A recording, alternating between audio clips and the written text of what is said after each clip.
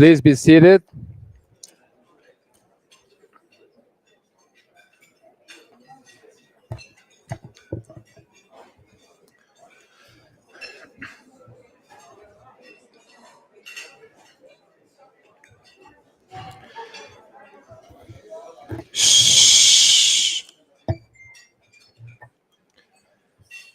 Ministers, members of parliament, excellencies, ladies and gentlemen, good evening. My name is Eli Edelkop. It is my great honor and privilege to welcome you all at this memorial dinner tonight. People say the darkest part of the night is just before dawn. Since the terrible events of October 7th, Jewish life in Europe has felt that darkness very deeply. Tonight, we come together to remember, to stand with one another, to hold on to hope. Hope for a new and brighter day. This delegation marks Kristallnacht, the night of a broken glass. It was the opening chapter of a tragedy that ended at the gates of Auschwitz and Birkenau. Jewish homes, synagogues, and businesses destroyed, rabbis beaten in the streets, Jews murdered for who they were, and today again we hear calls to wipe out the Jewish people from the river to the sea.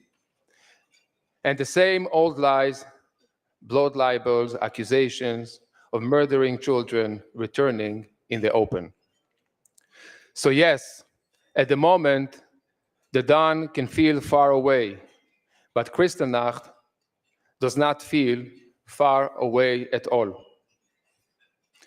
And yet, Jewish people stand unbroken, a stubborn, resilient people who rise from the ashes again and again. We believe in the coming dawn because we refuse to fear darkness. And the European Jewish Association remains firmly committed to securing a strong Jewish future here in Europe. For many of you, this is your first time joining us. It is my pleasure to share a short video presenting our work.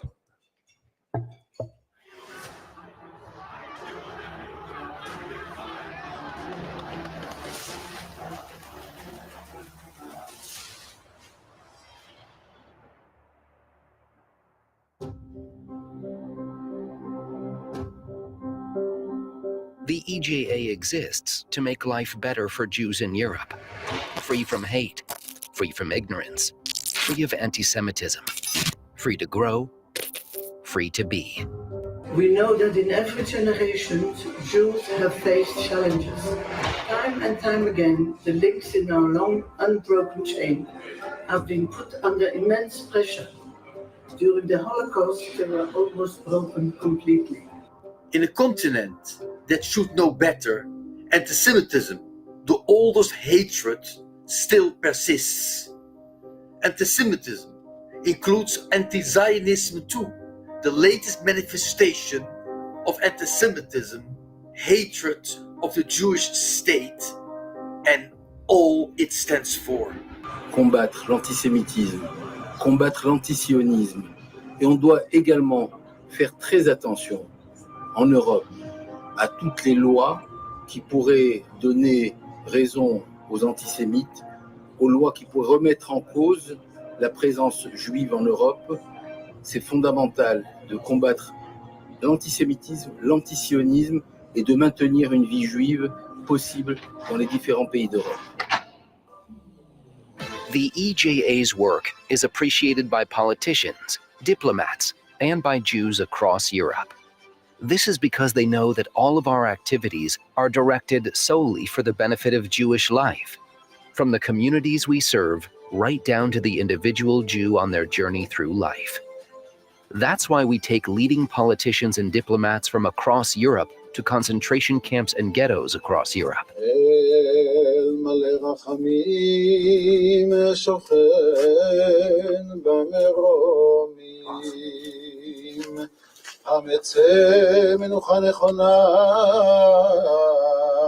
To remember, yes, but also to find modern answers to an age-old problem. We light a candle to remember those who perished and those who survived, burdened with unimaginable hardships.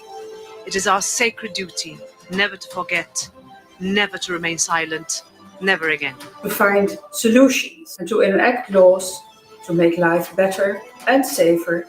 An old evil is resurfacing in Europe. Swastikas have been painted on the homes of Jews. Synagogues have been vandalized. The European Jewish Association fills an essential role, working in conjunction with European institutions, the Parliament and regional national parliaments, combating anti-Semitism in all its forms, empowering Jewish communities, and strengthening Jewish life all across the continent. The EJA is all about a Jewish future, a future that is in our hands. The EJA brings communities together, from the biggest to the smallest, for important conferences, to make bonds, to share best practice, and to be part of something bigger than themselves. We connect them with key decision makers and policymakers in their own countries. And where the needs are greatest, we offer rabbinical, security, and charitable support. One of the most important missions for the European Jewish Association is to work together with Jewish communities and organizations from across the continent to ensure, together with governments, universities, and authorities, that Jewish people in Europe will be able to live with security, a full freedom of religion. There are many challenges and much to do, but together we could do it.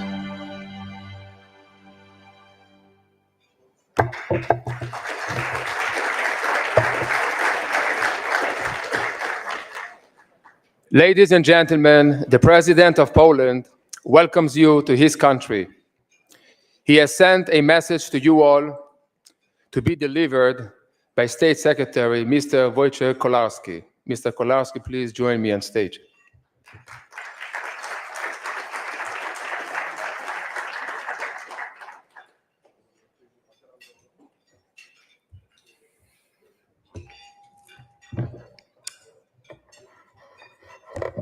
I'm honored to represent President Nawrocki, who asked to read his letter to participants of the annual delegation of the European Jewish Association to commemorate the victims of the Kristallnacht.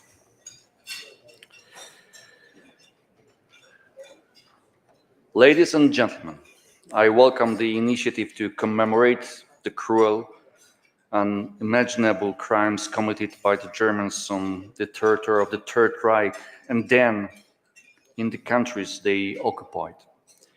It is extremely difficult to preserve the memory of the genocidal crime of the Holocaust committed by the Nazis. After all, when we learn about the history of the victims, images of their suffering inevitably come to mind, images so terrible that we would like to look away. By proclaiming the truth about the martyrdom of the persecuted Jews and protecting the truth from attempts to distort it, especially from relativizing the guilt of the German perpetrators, we become contemporary witnesses to the hell of the Holocaust. The truth requires courage.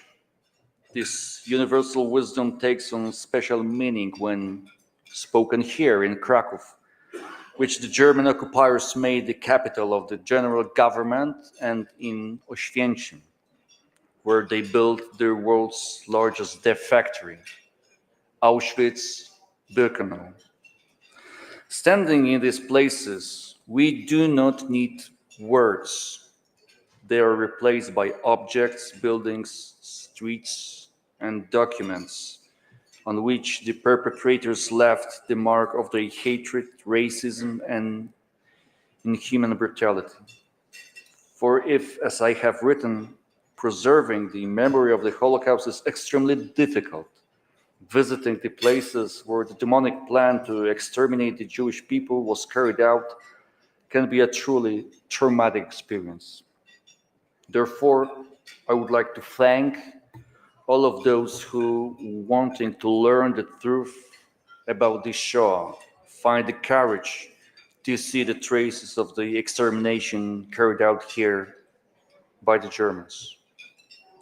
Thank you for visiting Poland, our homeland where 87 years ago, news from Germany about the tragic and terrifying events of Kristallnacht echoed broadly. In November 1938, we Poles watched with concern as a wave of German anti-Semitism rose. Images of brown-shirted militias in the street, smashing shop windows, setting fire to houses and synagogues were seen here as harbingers of impending terror and aggression, including against our country and our people. Thousands of German citizens of Jewish origin sought refuge from persecution in Poland. Some of them found refuge, but only briefly, because already in September 1939, the Nazis invaded our homeland. Here, the German occupiers carried out the methodical industrial extermination of Jews, from imprisonment in ghettos to their destruction by slave labor, starvation, and disease, to mass execution and transports to death camps. Today, It is our special duty as Poles to guard the truth and evidence of German crimes and to care for the places sanctified by the blood of the Holocaust victims. German camps, gas chambers, crematoria, walls with traces of shootings, all these are unhealed wounds of memory. Your visit is an opportunity to read once again these testimonies of the Holocaust, which began and was heralded by Kristallnacht on the streets of German and Austrian cities. I wish the participants of this annual delegation courage in confronting the memory of the fate of the Jews and tenacity in seeking the truth, especially in ensuring the tragedy of 87 years ago is properly commemorated there where it happened. President of the Republic of Poland, Karol Nawrocki.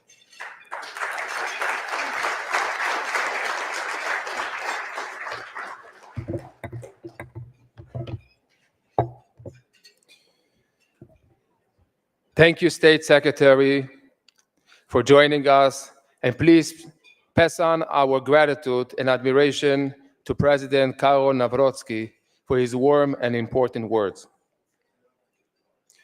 The EJA exists for one purpose: to make life better for Jews across Europe. It sounds simple, but it is not.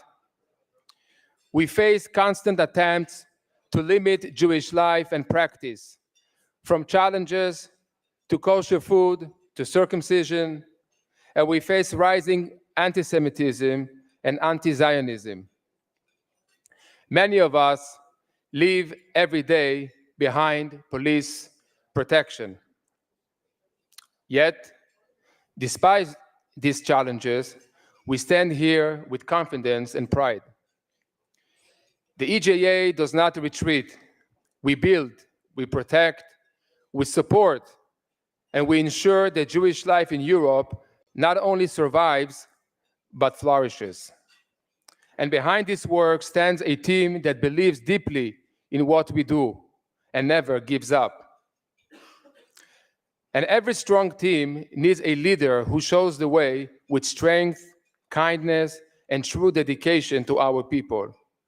It is my honor to invite to the stage Rabbi Menachem Margolin, Chairman of the European Jewish Association.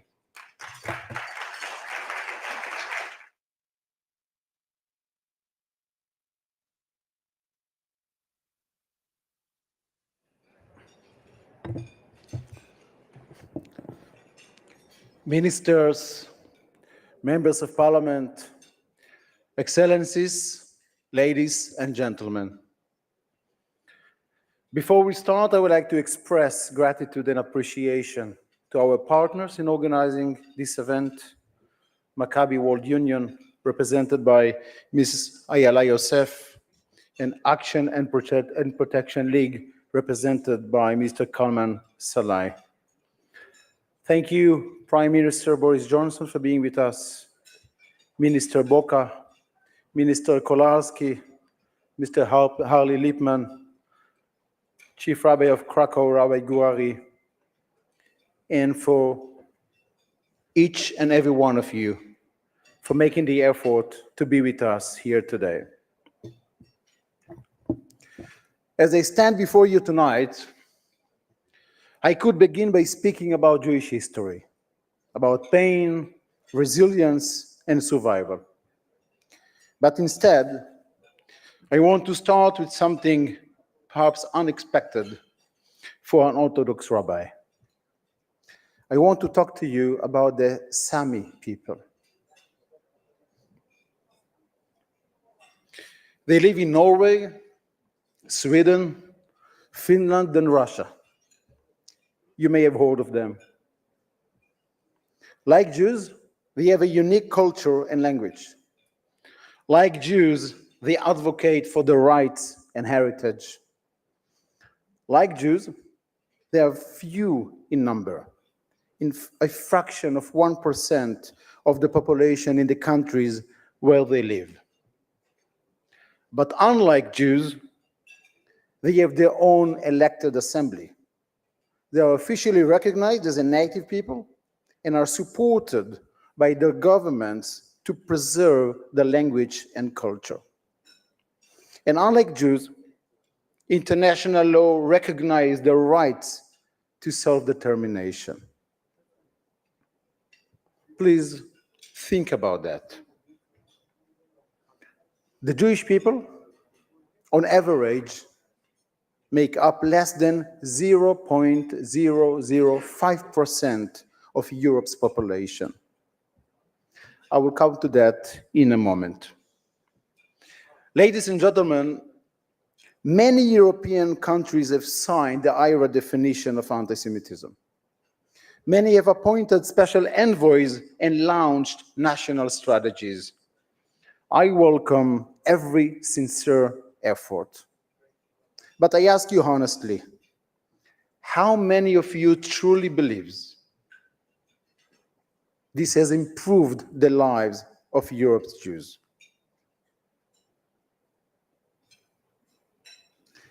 Let me tell you the truth. It would be hard to find a single Jew who feels these measures have made our lives safer, better, or more hopeful. It may sound ungrateful, it may even sound harsh, but this is the truth. Because without implementation, all of it means nothing. Today, Jews are living through the worst crisis since the Second World War. Every year, as I said before, governments proudly report that crimes rates are falling. Yet anti-Semitism keeps rising, higher and higher year after year. The current strategy is not working. Jews are being murdered for being Jewish. They are beaten in broad daylight, spat on, insulted, and branded as monsters. When our faces appeared on posters around Brussels, accused of genocide, we knew what this really was. Holding European Jews responsible for the war in Gaza is pure anti-Semitism. Accusing the Jewish people who suffered a real genocide of committing one is to turn history on its head. It is disgusting. It is obscene. And it cannot be allowed to stand. Every week, marches of hate call for our annihilation. They compare us to the very Nazis who almost destroyed us. Jews are hiding their hats, their stars, their necklaces. It is open session on the world's only Jewish state, which just 2 years ago endured the worst and the most brutal pogrom since the Holocaust. So I ask you again, ladies and gentlemen, are you really surprised that we no longer trust declaration and strategies? They all sound noble on paper, but mean nothing in practice. Ladies and gentlemen, I'm usually more diplomatic, but the time for politeness has passed. We are in a dark time, a very dark time. You are here because you care, because you believe in decency, in democracy, in the moral soul of Europe. For this, you have the gratitude of every single Jew in Europe, mine included. But we must do much more, much more. So let me return to the Sami and to one idea. The Jewish people have lived here since before Europe was called Europe. Our contribution have shaped this continent. The idea of the day of rest, values and ethic rooted in the Ten Commandments, medicine, the art, Einstein and Chagall and Freud and so many more. We have lived through crusaders, expulsions, pogroms, and the Shoah, when millions of us were starved, shot, gassed, and burned within living memory. And yet, we are still here. We are part of Europe's very fabric. We are not migrants. We are not visitors or guests. We are citizens. Our history is your history because we lived it together. After the Holocaust, we became a shell of what we once were. But we rebuilt our communities, our schools, and our synagogues. But now, once again, the ground is shaking beneath our feet. We need protection, not as charity, but as justice. Europe Jews need to be recognized with a special protected status, a status that safeguards a people, a culture, a way of life. What does it mean in practice? It means security that is planned, funded, and guaranteed by the state, not paid by the victims. It means our faith and practice are not attacked by laws that dictate how we eat or whether we circumcise. It means school teach about us, our roots, our values, our past, and our future. It means Jewish schools, culture centers, and museums are properly supported and funded. It means our heritage is not hidden behind fences and armed guards, but celebrated and cherished as part of Europe's story. It means that the Jewish right to live and the Jewish way of life are no longer up to debate. This is not about privilege. It is about the survival of a people and the integrity of a continent. It is about saying clearly, the Jewish right to live as Jews in Europe is not up for negotiation. The time is now, because what we have today does not work. Together, we can shape the future. The Talmud teaches a righteous person falls seven times and rises again. But enough with the falling.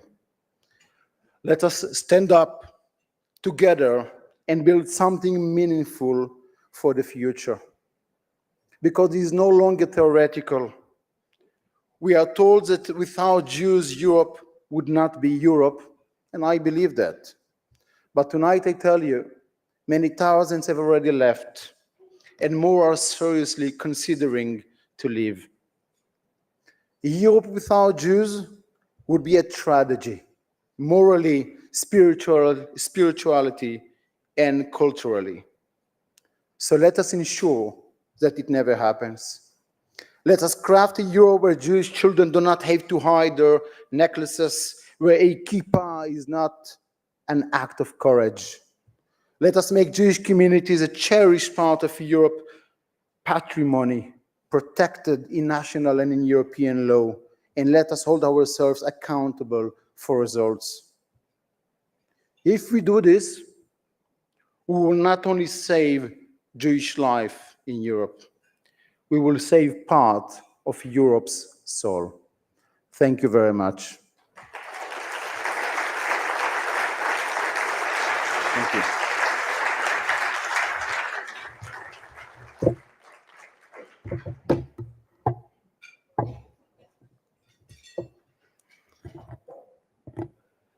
Thank you, Rabbi Margolin, for your words and inspiration. Your ideas has given us a lot to think and talk about. Ladies and gentlemen, our next speaker has over 2 decades of diplomatic service across Europe, Asia, and Africa under his belt. In such difficult times, such expertise is very much needed. Being an Israeli ambassador should be easier. Israel has so much to offer and give. It is a country of innovation with so many products making our world better and safer too. But Israeli ambassadors do not deal enough with all these positives. Instead, they are dealing with an illogical and often pathological hatred, especially since October 7th. Yaakov Finkelstein is the ambassador of Israel to Poland, and we are delighted that he has taken the time to be with us. Ambassador Finkelstein, please join me on stage.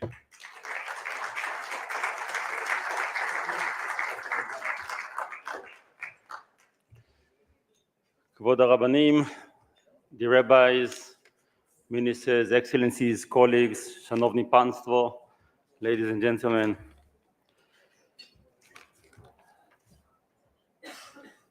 Listening to the very interesting conference or seminar today, the symposium, and I listened very tentatively to all the panels, frankly left me very concerned because of the gravity of the situation, as was fairly described in many of the speakers.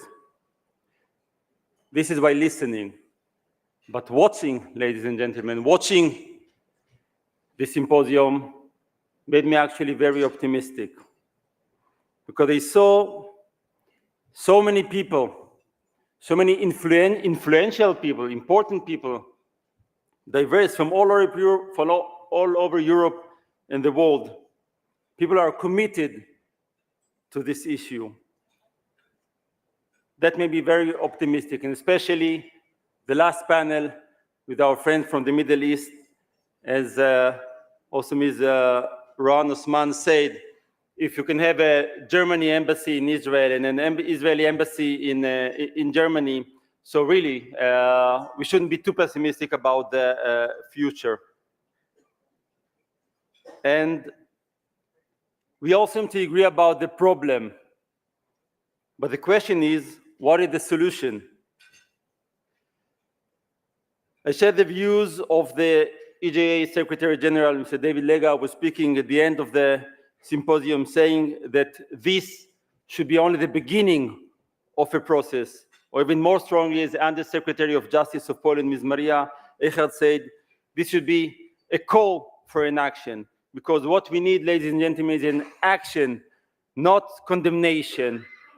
We need action, not words of condolences from Europe after things have happened. We want these actions in advance. We want them now. This is what we need. In Hebrew, we call it tachlis.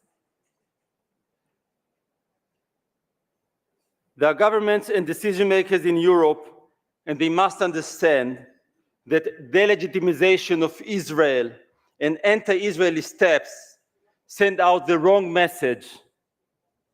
It has been already established before within the IRA definition and by a few of the speakers, and we saw it also in this research, that it's all mixed together in other disguise when you call it sometimes anti-Zionism, or I'm not anti-Semite, I'm just having, my reservations from Israel.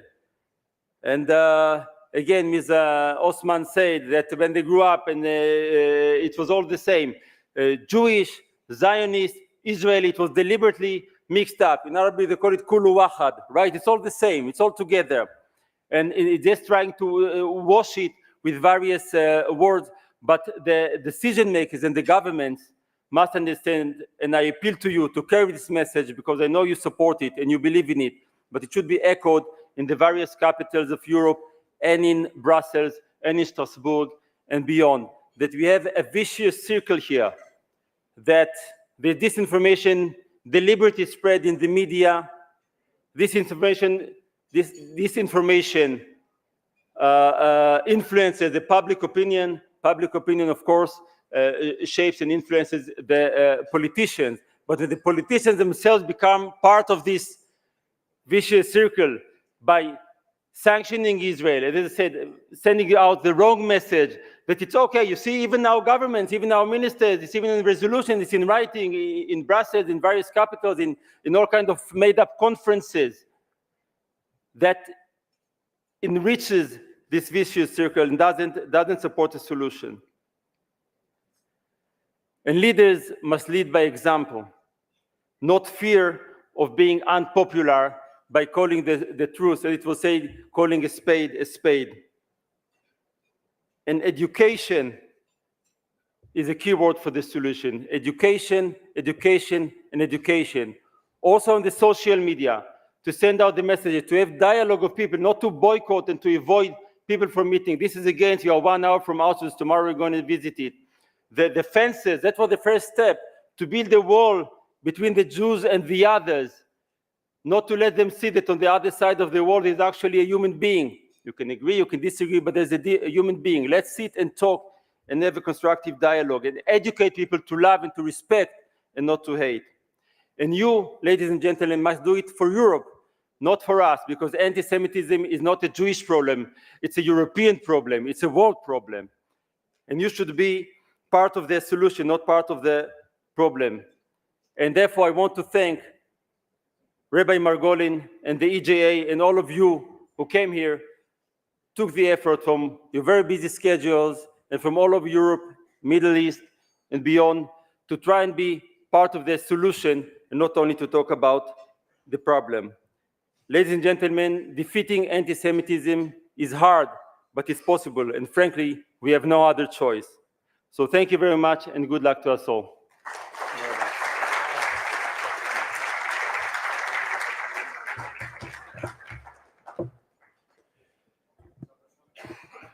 Thank you, Ambassador. We were all overjoyed to see the living hostages return home. It was wonderful to feel joy and smile again. We need all of them home now so they can be laid to rest in their land by their families. We send our best wishes to you and the people of Israel. Enjoy the rest of your dinner.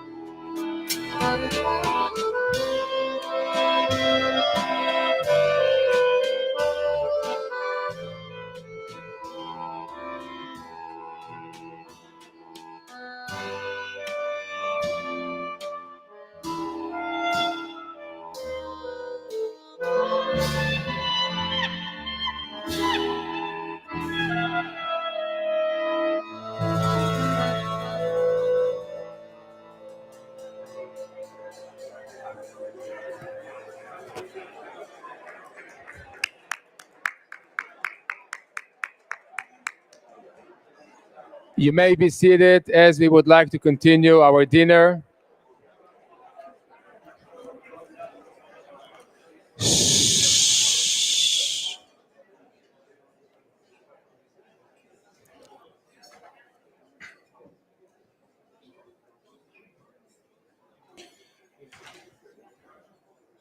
As the years pass, the Holocaust fades from living memory. There are fewer and fewer who can share the memory of those dark days. But keeping this memory alive is a duty. With us this evening are a hidden child and the daughter of Holocaust survivors. To introduce you to them and to run a short discussion on the duty to remember, it is my pleasure to invite my esteemed friend, the EJA's Senior Advisor on International Affairs, former member of the Knesset, a diplomat in Cairo, and a senior advisor to former President Shimon Peres, to the stage. Mrs. Ruth Wasserman Lando, please join me on stage and lead this important discussion.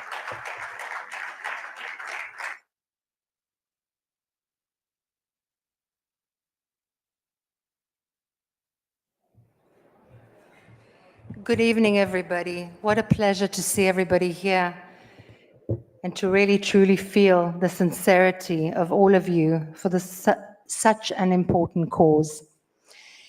It is with a great pleasure, and I'm honored to call on two amazing, touching ladies.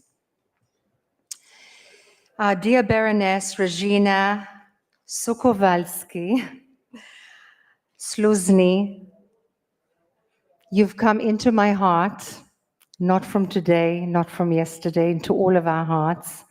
We've known you, and we'd love you to come to the stage to join us in a conversation, please, Baroness. And also an amazing lady. Yes, she deserves a round of applause.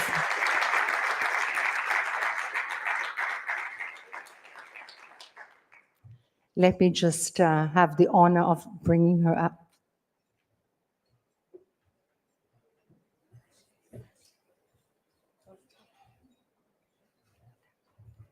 And another amazing, touching lady whom I met tonight. She's Barbara Sheeman Greenspan. She's the founder of Champions of Caring and daughter as well of Holocaust survivors, and of course a hidden child. We have here a box, an unbelievable sanctuary of memory that is almost not with us. And this is something to cherish and to hear. So please, Barbara, join us as well for our conversation.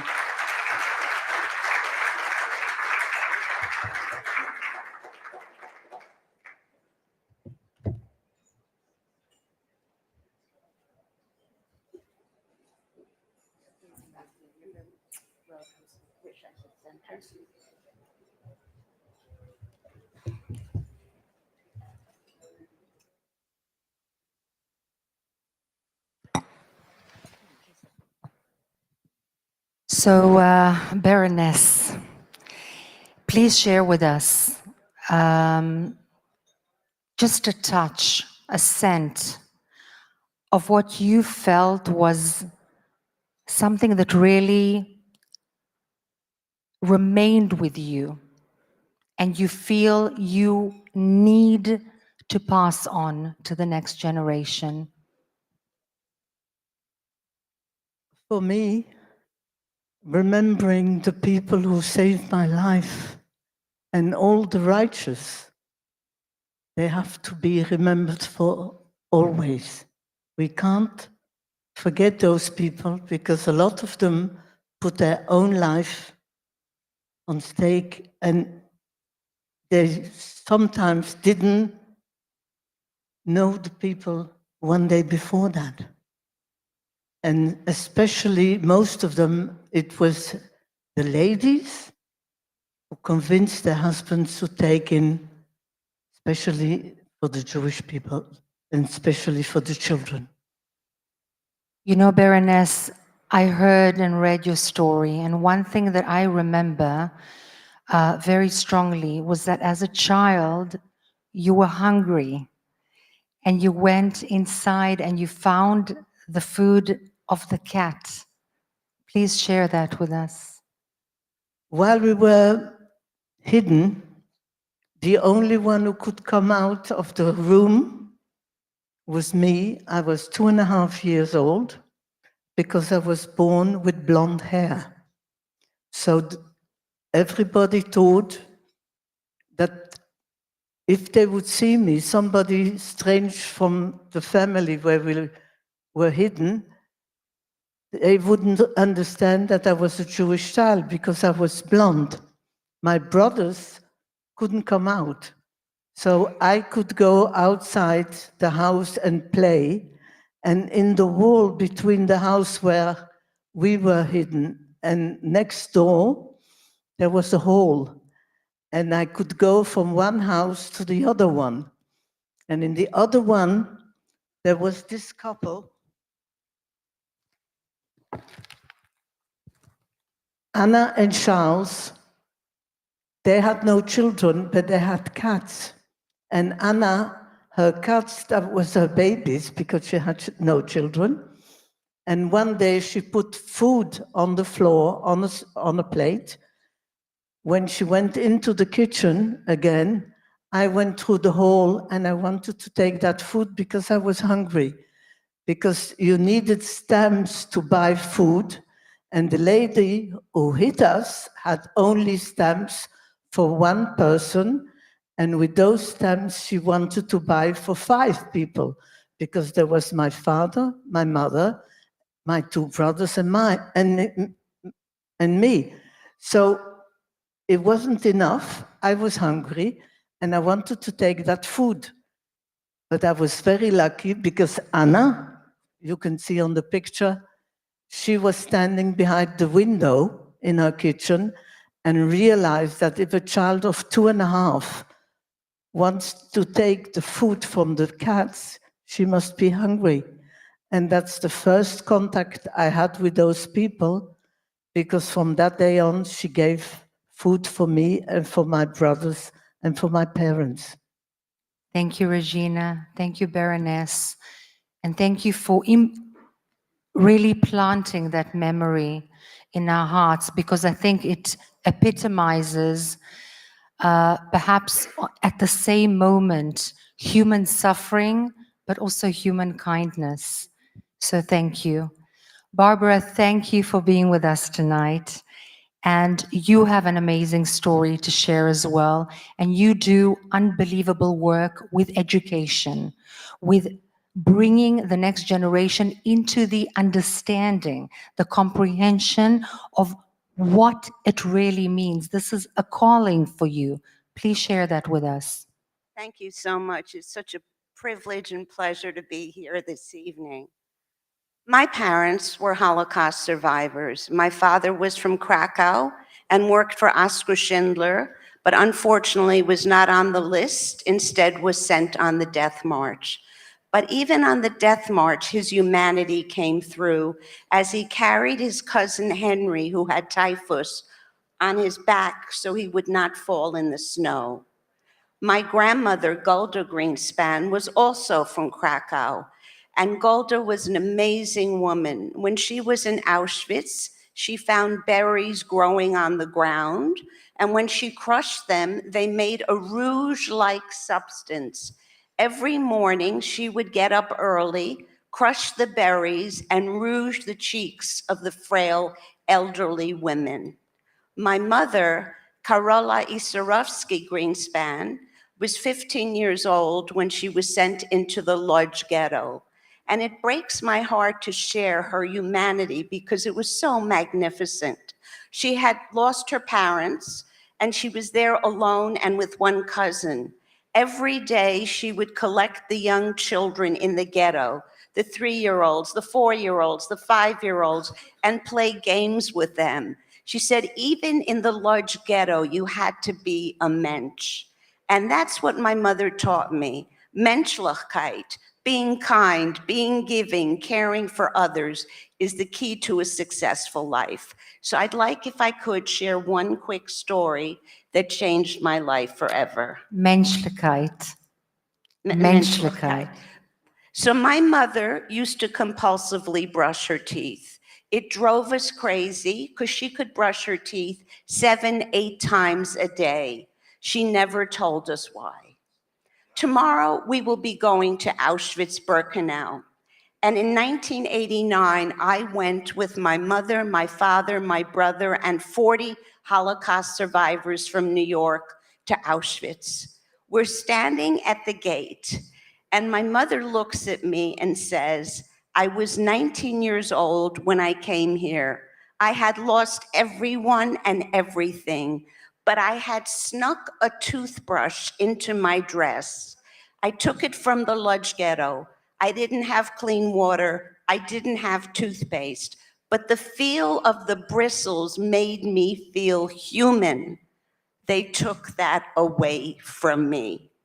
I had such a visceral reaction to this story that I ran into the courtyard, and there were a group of teenage boys laughing and clowning around. And I was appalled. I thought, how does one behave this way in Auschwitz, a killing place?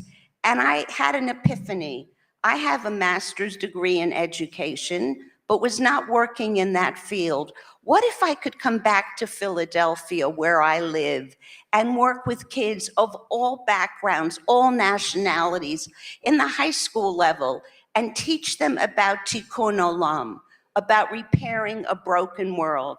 And I'm proud to tell you that in conjunction with the United States Holocaust Museum and with my mother as the keynote speaker for over 25 years, we worked with 10,000 young high school students who gave 1 million hours of service. And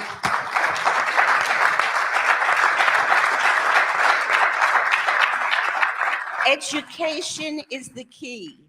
We must teach people of all ages. I've come to a new realization in life and in education. We are now working with intergenerational collaboration, meaning that I would sit with a 20-year-old college student and we would look at what are the issues in the world. So I urge you, have these conversations within your families. Talk to people of all generations, because what is going on in the world now against all groups is hateful. I cannot sit by silent and indifferent. I urge you to join me to create a kinder world by being collaborative with all people, all generations, so that we can live with dignity and decency. Thank you so much, and I look forward to seeing you tomorrow morning at Auschwitz.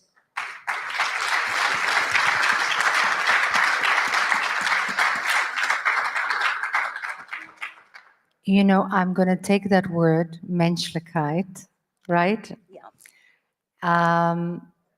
But you know, the Baroness has spent endless hours going to schools and recently has had difficulty in those schools because of anti-Semitism. Please, Baroness, share with us what you do. You're not sitting still. Well, in the elevator after the conference, a gentleman said to me, I know you from school when you came to my school 40 years ago. I didn't realize that it was 40 years that was going around all of Belgium, Italy, Luxembourg, Germany, and I speak to children from 12 till university people. So every day sometimes it's another school, or twice a day sometimes. Because they're all ages, they don't know what happened. They know there was a war, but it's so far away. They don't know a lot, and they have to be educated. And the younger they are, the better it is. But also the parents have to be educated, because they don't know anything. But you know what touches me particularly is the fact that you do not sit at home and just let it be. You take fate into your own hands and you say to yourselves, I'm going to do something about it. And in doing so, in fact, you touch a lot of hearts and you make an impact and an imprint. And I'm sure that every single person sitting in this room will take the Menschlichkeit that you speak of and take it onwards to their own circles in order to do good. So thank you from the bottom of my heart for being good to the Jewish peoplehood and to humanity. Especially for humanity.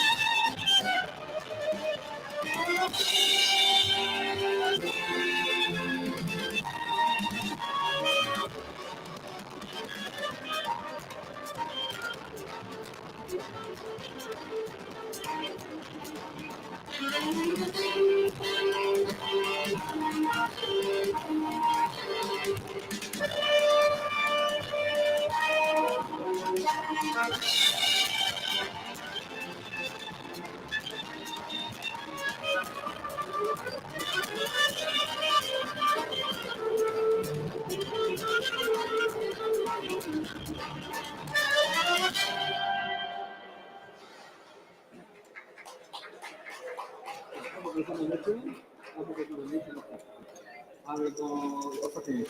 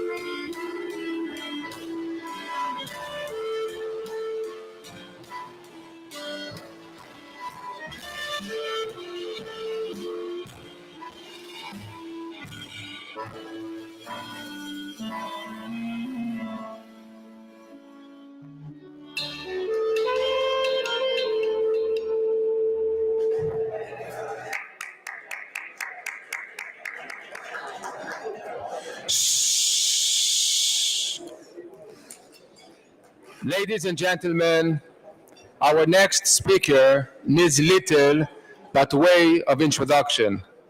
There are a few people who are known instantly by their first name.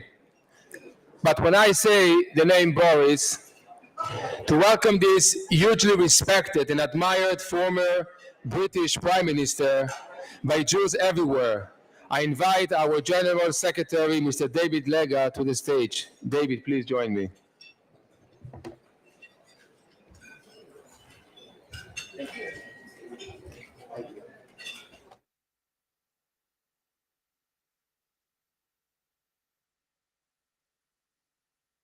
Thank you so much. Excellencies, distinguished guests, friends, the King David Award is presented to leaders who show courage and moral clarity in moments when both are most needed. It honors those who defend truth, stand with our communities, and refuse to stay silent when hatred shows its face. Tonight, we recognize a leader who is doing exactly that, former Prime Minister of the United Kingdom, Boris Johnson.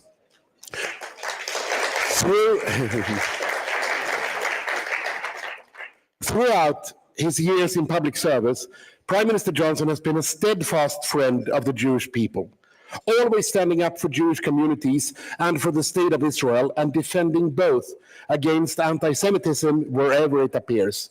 Like all good friends, he's not afraid to point out faults or issues, but this comes from a place of concern and deep respect. For example, in May 2021, during a surge of anti-Semitic incidents across Britain, Jewish families were harassed in the streets and vile slogans were shouted from car convoys in London. It was a dark and frightening moment for many in the British Jewish community. At that time, Prime Minister Johnson spoke out clearly and immediately. He said, and I quote, "There is no place for anti-Semitism in our society. I stand with Britain's Jews who should have not to endure the kind of unacceptable behavior we have seen today." And he followed those words with a promise that his government would support Britain's Jewish community in any way it could. And the government did. He did not hesitate. He didn't look for balance. He did not take the path of least resistance. He called anti-Semitism by its name, and he stood with those who needed reassurance that their country still stood with them and by them. This is the kind of leadership we honor with this award. Leadership that is not about politics or polls, but about principle. Leadership that reminds us that the fight against anti-Semitism is not only a Jewish fight, but also a fight for our very democracy. Tonight, we honor a leader who stands, like King David, with courage, conviction, and unshakable faith in what is right. For that strength, for that solidarity, and for that moral courage that is often absent in politics today. It is my great honor, on behalf of the European Jewish Association, to invite Mr. Boris Johnson to the stage to receive the King David Award of 2025.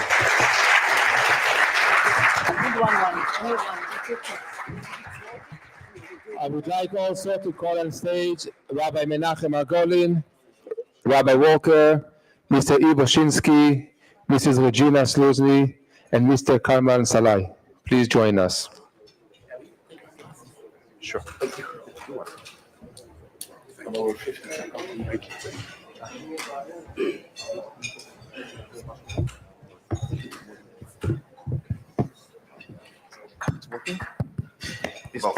Menachem.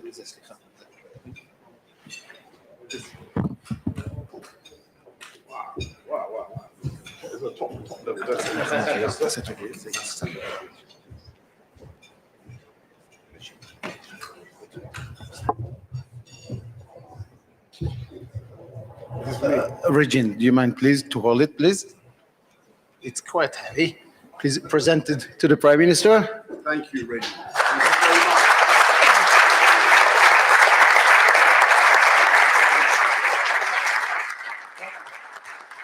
Put it together. Oh, yes. With deep gratitude and admiration for your support for the Jewish people and the State of Israel. Well, thank you so much. Thank you very, very much. Thank you very much. What's the photographer would like to have a The photographer, yeah, right. Very, yeah. This is what you need to get a photo. Straight over here, please.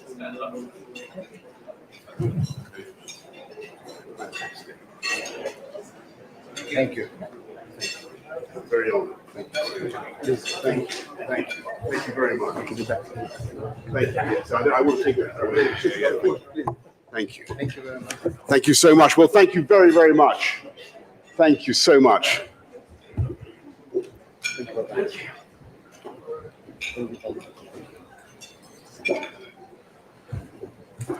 Well, ladies and gentlemen, distinguished guests, can I just say how deeply, deeply honored. I want you to know that I accepted to come and speak here tonight before there was any suggestion that I might get an award. And I think, in fact, I was only given the award on the basis that I hadn't requested an award. So I'm which is unusual for us politicians. But I want to say how deeply honored and touched I am. And it's a great, great honor to be here in Poland tonight on this very special occasion as we approach the crucial anniversary of Kristallnacht, which was crucial because for so many people in my own country, around Europe, Poland, as we've heard already, that terrible German and I think Austrian pogrom, November 1938, Kristallnacht, was the wake-up call that failed to wake us up. And we British read about the breaking of Jewish shop windows, the torching of synagogues. Plenty of people must have known about the deportation of 30,000 Jewish people already, 38, to concentration camps. And yet the world did nothing. Like with an alarm, we heard the smashing of the glass, but we slept through the alarm. And we slumbered on for another year, closing our eyes to the horror, drawing the sheets around us until 1939, when, of course, it was too late. Because Hitler turned his war machine on this country, on Poland, and by the time he had finally been defeated, the cities, my country, this country, so much of our continent lay in ruins, and tens of millions of people had died around the world. And if that music is trying to get me off already, I'm good. I'm glad it isn't, because I'm coming to the point.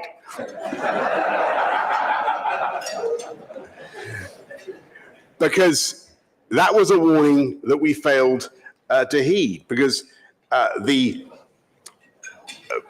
suffering that we saw in the Second World War really reached its ultimate expression in Auschwitz, where so many of us are going tomorrow, and I'm going for my first time in my life. And famously, when the Allied soldiers entered this camp, other camps like it, they cried like children. At Auschwitz, General Eisenhower rightly insisted that the scenes should be witnessed and recorded by as many people as possible, so that, as he said, it can never happen again. Everyone repeated that ever since. And it was precisely so that this horror could never happen again that the State of Israel was founded a few years later, very few years later, to give a permanent homeland to the Jewish people and a lasting refuge from the chronic and odious vice, the human virus of anti-Semitism. And it was so that it could never happen again that schools across the world have been continuously teaching the lessons of the Holocaust, precisely to inoculate younger generations against this virus. So it was all the more shocking and repulsive to see how the world responded to October the 7th, 2023, which was the worst massacre of the Jewish people since the Holocaust. And it was the first big test of humanity, to see whether we've learned the awful lessons. And my friends, I think that we failed that test, and we're still failing, because the October the 7th massacres, the murder of 1,200 people, the rapes, the tortures, the killing of wholly innocent women and children, was a moment that surely demanded nothing but complete emotional simplicity. It was a time to stand with Israel against barbarism. And what did we get instead? Before Israel had launched so much as a raid to find the culprits, before the IDF had even gone into Gaza in the hope of finding the poor hostages, there were chanting mobs on the streets of Western cities, and they weren't denouncing Hamas. Before the Gaza war had even begun, they weren't denouncing Hamas, they were denouncing Israel. And instead of condemning a theocratic Islamo-fascist death cult, they were calling for Israel to be wiped out. Israel, the only real democracy in the Middle East. And they were asking for Israel to be expunged from the map, from the river to the sea. And many of them, when they were interviewed on TV, these demonstrators, they're so ignorant, they didn't know which river or which sea. And so it has gone on for month after month, with anti-Semitic incidents and attacks on the rise, as we've heard all day, in every Western democracy, including, I'm sad to say, in the UK itself. We've seen spiraling anti-Jewish sentiment when there is not a single democracy in the world that would tolerate a neighbor like Hamas, whose stated aims were and probably still are, not just to annihilate Israel, but to kill every Jewish person on earth. And why have so many people leapt to condemn the IDF, call for the killing of IDF troops, incredibly brave men and women, when it is still the case that whatever the mistakes Israel has made, the objective of the IDF has been to minimize civilian suffering, civilian death and suffering, while the entire objective of Hamas, as we saw on October the 7th, is to maximize such suffering. Why have people leapt to believe the lies about deliberate Israeli targeting of hospitals or deliberate Israeli campaigns of starvation in Gaza? Why do they continue to denigrate Israel and to extol Hamas, when now, actually, thanks largely to the efforts of Donald Trump, a peace process is at last underway? Why this incredible cognitive dissonance in face of the facts? I'll tell you why. The reason so many good and otherwise reasonable people appear to be siding with Hamas is that their moral compass has been warped and skewed by the baleful lodestone, the magnetic effect of anti-Semitism. Because it's now tragically obvious that these spores have come out again from under the medieval floorboards, and that the populations are once again succumbing to an ancient and terrible sickness. And we've got to understand what these symptoms mean and where it can and will lead if this madness isn't stopped. And we need leaders who are willing to call out the lies and the false moral equivalence between Hamas and Israel, and to expose the nonsense that you see on the BBC about campaigns of starvation or the targeting of hospitals. We need politicians willing to tell it like it is, and to expose the absurdity of the media and the whole liberal intelligentsia treatment of Hamas. Remember how Hamas celebrated the ceasefire? What was the first thing they did? They went out and shot various members of the families that were opposing them in public on TV. Did you see anybody go out clad in their keffiyeh to demonstrate in favor of the lives of those people shot in cold blood by Hamas on the streets of European cities? Did you see anybody protesting? Did you read any commentaries about the barbarity of Hamas? Of course you didn't. We have to act to expose these double standards, to expose these lies, because history teaches us that when humanity turns on the Jewish people, it is not just succumbing to what is in itself, of course, a consummate evil. It always turns out that anti-Semitism is an entry drug, a precursor to darkness of all kinds, for the simple reason that if you can be persuaded of one outrageous and preposterous lie, that one minority, one small minority, is actually somehow responsible for the economic or social woes of your country, if you can be persuaded of that lie, then frankly there is no limit to the lies you can be persuaded to believe and the evil you can be persuaded to commit. That's what we've seen in the past. And that's why it has been the fate of the Jewish people, brilliant, brave, incredible people, beautiful people who have given so much to the world, to be for century after century the early warning system of humanity. And the lesson of Kristallnacht is that when we see anti-Semitism in our cities, we cannot turn a blind eye today, because we know precisely where it leads, to the gates of the concentration camp that we're going to visit tomorrow. And as I say, when the Allies came to Auschwitz, they discovered the final expression of the evil they should have recognized 6 years earlier, Kristallnacht. They found the results of the warnings, they ignored the logical consequence of anti-Semitic manifestos of violence that they had dismissed as mere rhetoric, just as some in the West try to excuse and explain the rhetoric of Hamas today. And we cannot make that mistake again.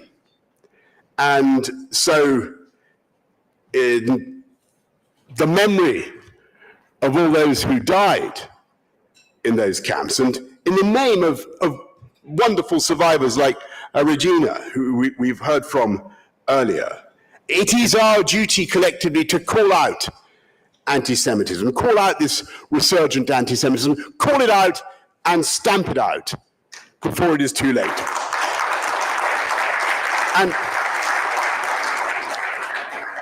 And my friends, it won't necessarily be easy, and I know that these feel like dark times, but it can be turned round. It can be turned round, and when it does turn round, then I believe we will see that the Jewish people of Europe will come through these dark times stronger and more blessed than ever before. Thank you very much indeed for the honor you've done me tonight. Thank you. Yeah, thank you. Thank you.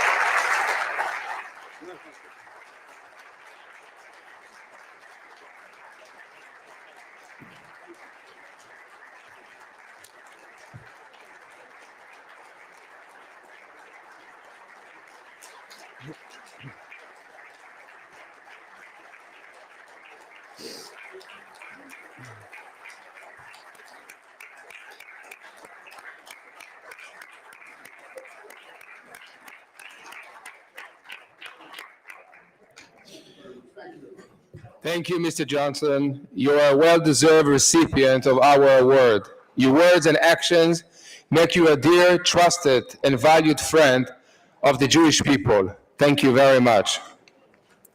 Ladies and gentlemen, a political crisis in Belgium meant that at the last minute, the Prime Minister of Belgium could not join us. Such is the way of politics and the responsibilities of office.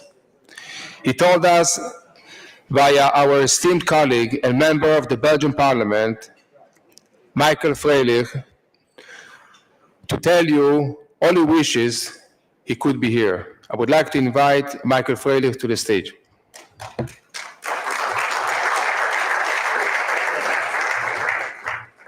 Thank you, Ali. Well, indeed, I texted the Belgian Prime Minister not so long ago with a number of pictures of the event, and he told me, "Oh, Michael, how I wish I could be with you."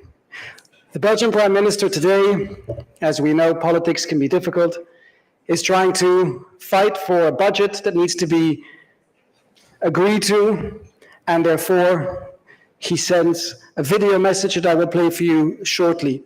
But first, we're here to commemorate the tragedy of Kristallnacht. Yet, the word Kristallnacht, I mean, it could put you on the wrong footing. Crystals sounds nice. Kids wouldn't know that it's a bad thing. But the German ambassador to Belgium, Mr. Kotthauser, told me, "Michael, we in Germany do not refer to it to Kristallnacht, because that was the name that the Nazis actually used for the event. They wanted to make it a nice event. It's crystals, come out, break all the glass you can, all the windows." So the Germans call it the Reichspogromnacht. And that is actually what it was, a pogrom that started months before with boycotts. The German authorities, the Nazis, told their people, do not buy from Jews, do not employ Jews, don't invite them into your house, and don't do anything with them in the arts, in the culture, in medicine. Yet unbelievably, today in Europe, boycotts are back. Even in my own country, not so long ago, the Ghent Festival of Flanders decided that the Munich Philharmonic Orchestra was not welcome to play.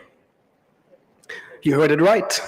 Munich Philharmonic Orchestra, not the Israeli Philharmonic Orchestra, not the Tel Aviv Philharmonic Orchestra, So you ask, why were they not allowed to play?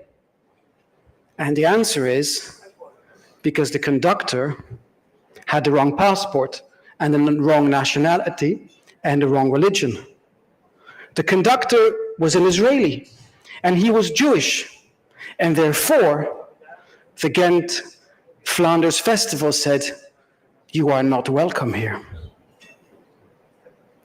It was the Belgian Prime Minister, my Prime Minister Bart de Wever, who, when he heard this, told his driver, "You drop everything, take the car." He drove 3 hours to Germany, and he asked the ambassador, "Where is that conductor, Lahav Shani? I want to see him. I want to see him play."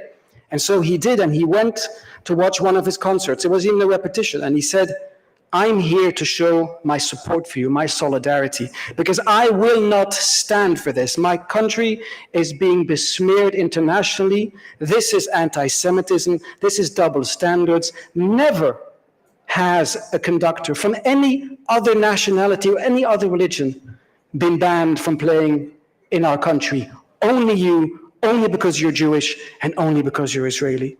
So tonight, even though he's not here in person, Bart de Wever has sent a video message, and I would like you all to ask also for an applause for the Prime Minister that has stood with the Jewish community throughout the years when he was mayor of Antwerp and head of the N-VA party. And here is the Belgian Prime Minister, Bart de Wever. Ladies and gentlemen, it is with great regret that I have to cancel my visit at the very last moment. Please accept my sincere apologies. I would, however, like to take this opportunity to say a couple of words. Earlier this year, we commemorated the 80th anniversary of the liberation of Auschwitz. The word liberation sounds almost bitter in this context, especially for those who survived the humiliation, deprivation, and suffering of the camps. On the 31st of July 1944, a few weeks before Belgium was liberated, the 26th and final transport left Mechelen for Auschwitz. On board were 563 Jewish men, women, and children. 374 would never return. I cannot imagine what liberation meant for the 189 who did. It reminds me of when, many years ago, I had the privilege of meeting Herschel Fink, a Holocaust survivor from Antwerp who had become a respected businessman. He told me about his arrival in Auschwitz. Herschel was placed in a group with his mother, but she pushed him towards another group where his brother stood and urged him to stay with this brother. Herschel did as she said. Later, he learned that everyone in the group he had first been assigned to was sent directly to the gas chambers, including his mother. She had saved his life. The story of Herschel Fink has never left me. That he survived the camp might make us want to say that he was lucky. That they were the lucky ones, like the title of Georgia Hunter's powerful novel, later turned into a series. But the so-called luck of the survivors is the darkest form of luck one can imagine. For most, the liberation of Auschwitz did not mark the end of physical, let alone psychological suffering. Entire generations were gone. The infinite pain of the Holocaust therefore continues to live on in our collective memory. These darkest pages of European history are engraved in our conscience. In 1961, the Dutch writer Harry Mulisch said that Auschwitz is the loneliest place on earth, a place that can only be described by silence. And we all understand what he meant. But silence alone is not enough. Earlier this year, there was an exhibition in Antwerp about Lee Miller, the renowned American photographer who was among the first journalists to enter the Dachau concentration camp. When she sent her horrific images to her editors, she added one desperate line: "I implore you to believe this is true." She fought hard to have those photos published, and eventually she succeeded. But despite how deeply she had been affected, she never spoke about it again. After her death, her son found the photographs in the attic. He had never even known that his mother had been a war photographer in Europe. Silence is not enough. That is why we must continue to remember, to study, to witness, and to educate. In Belgium, and especially in Antwerp, where the Jewish community and its history are deeply woven into the fabric of the city, we continue to strengthen our policy of remembrance and education. Through the Antwerp's Names Project and the memorial currently under construction, we aim to collect and preserve the names and the life stories of as many victims as possible. Because when victims are given a name, they become human again. Ladies and gentlemen, remembrance is only one part of the story. We must also remain vigilant. In recent years, incidents of anti-Semitism have risen dramatically.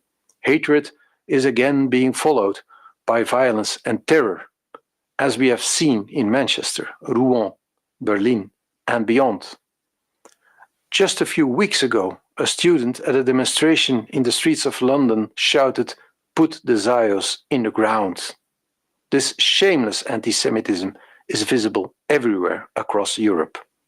And we must never, ever give in to it, not by an inch. That is why vigilance is essential. As Prime Minister, I will always take full responsibility to safeguard the security and well-being of our Jewish community in Antwerp, in Belgium, and in Europe. Ladies and gentlemen, we owe it to all victims and survivors of the Holocaust to keep telling their stories to our children and to the future generations. In recent years, I have had the opportunity to visit Auschwitz, as well as Buchenwald and Terezin, with my own family. These are places of remembrance that, as Mulisch said, reduce us to humble silence. But they also give us courage, the courage to speak and to teach the story of the Holocaust again and again. That is why gatherings like this conference of the European Jewish Association are so important. They remind us to remember, to remain vigilant, and to pass these stories on to our children. In doing so, we ensure that we stay on the path of goodness, the path of righteousness, so that we may hand over a safer and better world to the generations that follow. Ladies and gentlemen, once again, I sincerely apologize for my absence, but I hope and truly believe that I will have the chance to meet you at a future conference. I wish you a meaningful, reflective, and inspiring conference. Thank you.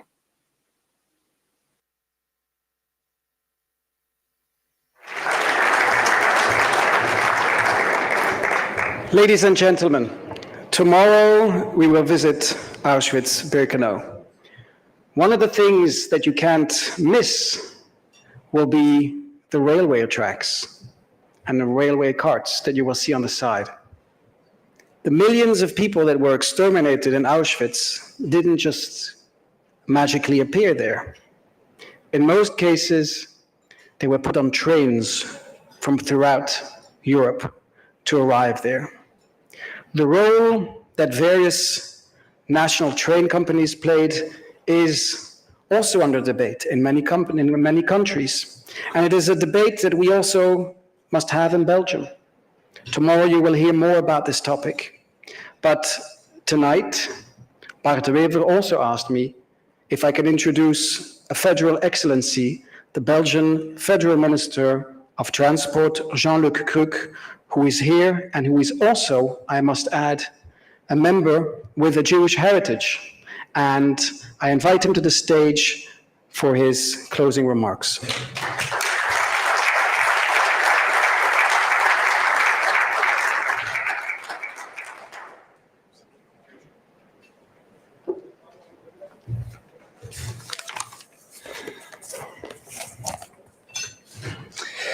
Ladies and gentlemen, it's a great honor to be with you this evening in Krakow.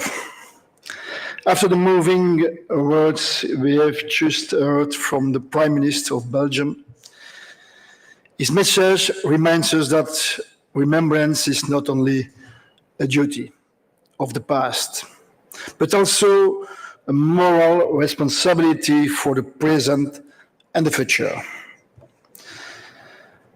I am deeply grateful to the European Jewish Association for organizing this important gathering here, in a place that carries both the unbearable weight of history and the unbreakable strength of memory. I come to you not only as a member of the Belgian government, but also as a citizen of a country whose history is deeply intertwined with the Jewish community. And for me, this moment is also personal.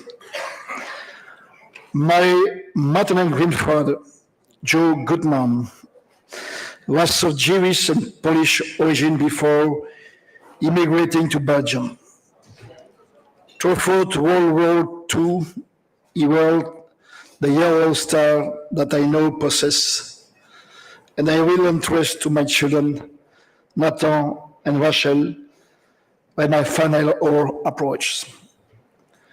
My paternal grandfather, Lucien Kruk, a Flemish textile manufacturer and scholar, was denounced as a member of the resistance during the war 40-45, which led to his transfer to the Nazi concentration camps where, for a year and a half, Buchenwald, Bergen-Belsen, and Dora were his daily reality. He survived and returned completely transformed, but with the conviction that freedom must henceforth occupy every aspect of life, even to excess. My entire education and youth were imbued with the feeling that no war could ever strike European soul again, that anti-Semitism will be banished from our environment, and that the far right will never rise from its ashes. 63 years after my birth, I must admit that we have failed. Wars have struck and continue to strike European soul. Anti-Semitism is more present than ever, and the stench of the far right heavily pollutes our democracies. While this observation must be made with lucidity and without compromise, I have never lost my optimism, and my presence here today, accompanied by 3 colleagues, by you, and in the memory of my grandparents, gave me more than ever the strength and the obsessive will to continue the fight for justice and peace. Earlier this year, Belgium commemorated the 80th anniversary of the liberations of Auschwitz. Commemoration is never easy. The word liberation itself carries a painful paradox because for so many who endured the camps, freedom came far too late. For them and for those who did not return, remembrance is not an act of ceremony, but an act of conscience. Belgium remembers, we remember the deportations from Mechelen, the thousands of Jewish men, women, and children who never returned. We remember not as a page in history, but as a call to conscience. And we also remember those who resisted, those who risked everything to hide, to protect, to save. Their courage lights the path through the darkness, even now. Early this year in Belgium, we opened an exhibition at Train World about the deportations that took place during the Second World War. It confronts a painful truth. Under the pressure of occupation, the Belgian railway system continued to operate. Despite the courage and resistance of many railway workers, the trains of that time were used to deport Jews. Roma, political prisoners, and forced laborers, often to take dates.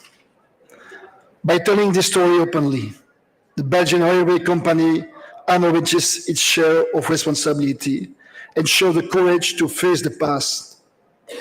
It is a reminder that remembrance must go hand in hand with its responsibility, that the duty to remember also means the duty to act, to educate, and to stand firmly against anti-Semitism, racism, and exclusion in all their forms. Standing here, I think of a simple truth. Remembrance alone cannot change the past, but it can change us. It can make us kinder, more vigilant, more human. But remembrance alone is not enough. The words never again demand more than memory.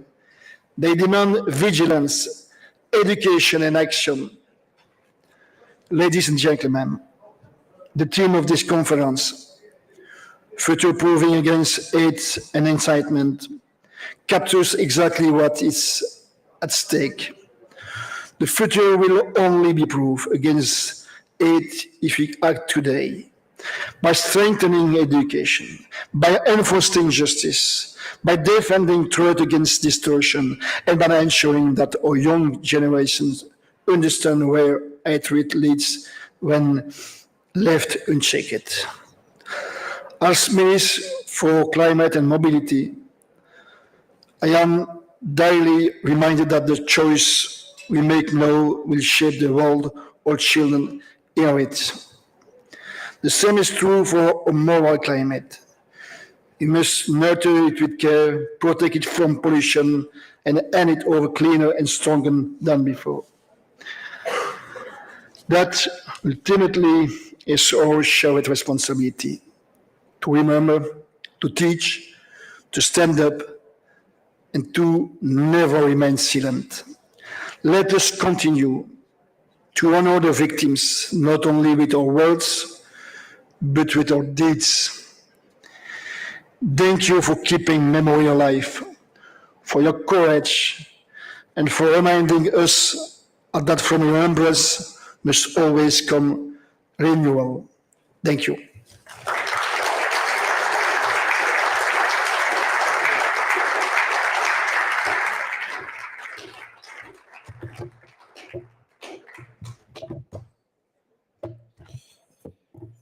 Thank you, dear Minister, for your words and support.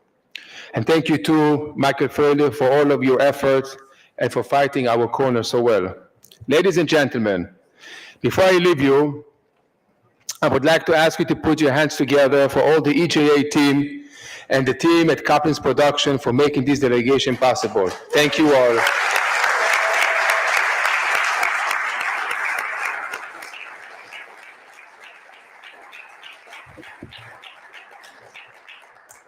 And finally, please listen carefully.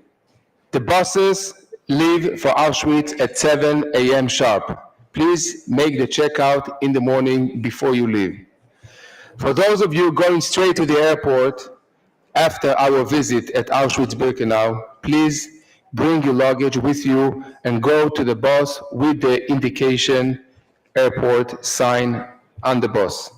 For those of you returning to the hotel, you can leave your luggage with the concierge, but please do the checkout in the morning before you leave with us to Auschwitz-Birkenau.